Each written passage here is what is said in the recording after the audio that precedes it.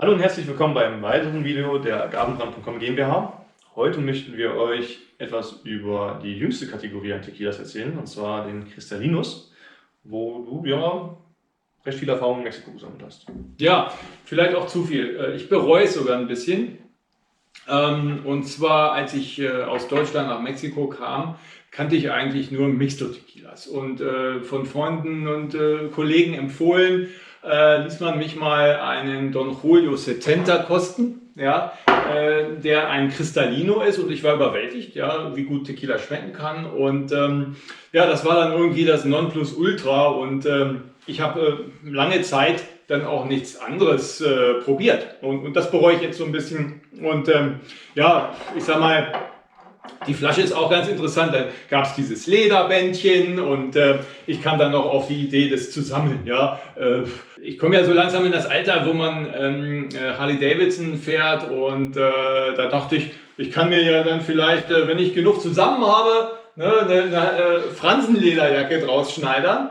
Und aber irgendwann habe ich dann gemerkt, die Welt der Agavenbrände ist so komplex, so interessant, es gibt so viel Tolles zu entdecken, dass ich dann mich auch anderen Spirituosen gewidmet habe. Aber trotzdem interessantes Produkt und recht jung, weil erst seit 2016 hat die Behörde die Regeln zur Herstellung dieser Variante veröffentlicht. Und das erste Mal, dass man überhaupt auf den Gedanken gekommen ist, ich meine, das ist ja eigentlich ein Reposado oder ein Añejo oder ein Extra Añejo, der gefiltert wird. Ja, also das war ein Experiment, und zwar Don Julio hat sich überlegt, ob sie noch vielleicht andere Aromen zum Vorschein bringen können, indem sie die Farbpigmente auch rausfiltern, und zum Firmenjubiläum 70 Jahre haben sie in 2012 diese Marke neu rausgebracht. Und der Prozess sieht so aus, dass man grundsätzlich Reposado, Añejo oder Extra Añejo nimmt, oder manche mixen die sogar, um dann mit Hilfe von Aktivkohlestaub die Farbpigmente wieder rauszufiltern.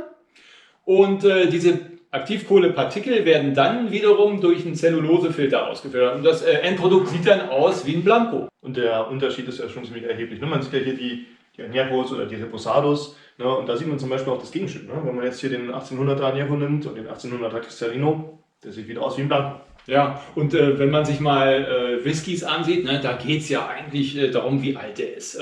Und je dunkler, desto teurer, und das ist dort ja ein Qualitätsmerkmal. Also warum nimmt man dieses Merkmal raus? Da steckt eben noch mehr dahinter als nur die Farbe.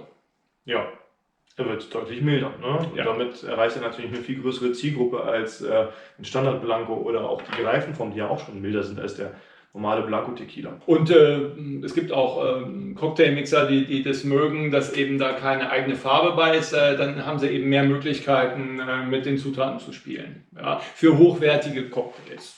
Ja, wo wir vielleicht schon zum nächsten Punkt kommen, oder? Zu unseren Lieblingskristallinos. Richtig. Also erfunden hat es Don Julio, und ich ziehe meinen Hut. Ja, er hat eben auch den Prozess gut im Griff, die Gratwanderung zwischen Milde und Charakterverlust hinzubekommen. Und weil dieses Produkt so erfolgreich ist, und dadurch sind die Preise auch absolut durch die Decke gegangen. Das muss man auch mal sagen. Also in ein paar Jahren hat sich der Preis verdoppelt.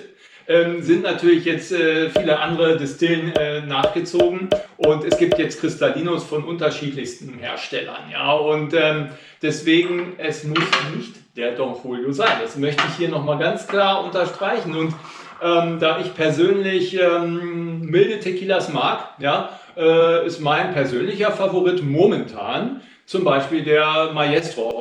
Ist auch ein bisschen industriell, ja, aber wenn man das sowieso filtert, ja, dann kann man den auch mal genießen. Ne? Und dein Favorit, Martin? Ja, ich bin da ganz gleicher Meinung.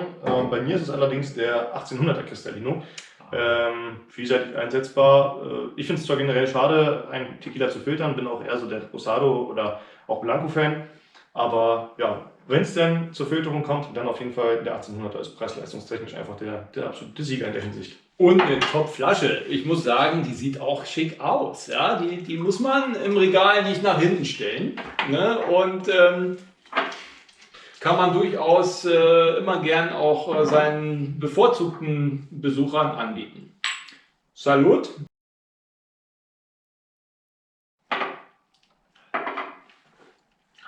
Schon gut. Ja, geht vor allem sehr gut runter. Also immer die erste Wahl bei Shots, würde ich sagen. Genau.